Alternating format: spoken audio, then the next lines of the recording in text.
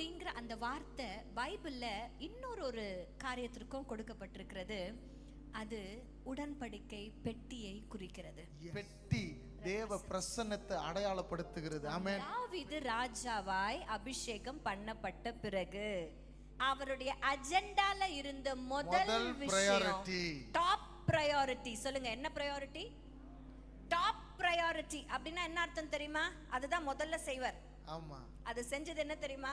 உடன்படிக்கை பெட்டியை தூக்கிட்டு எருசலேமுக்கு கொண்டு வந்தது தான் அவர் செய்த முதல்.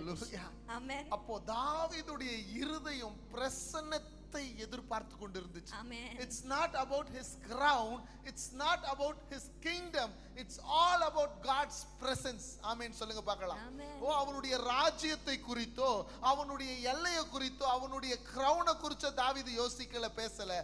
அவனுடைய எண்ணம் எல்லாம் அவர் ராஜாவான முதல் நேரத்துல பெட்டியை குறித்ததா இருந்துச்சு. இன்றைக்கு arc represents the presence of God. Amen. இன்னைக்கு ஆர்க்குள்ள இருக்கிறோம்னா எத்தனை பேர் நம்புறீங்க கர்த்தருடைய பிரசன்னத்திற்குள்ள அமர்ந்திருக்கிறோம்?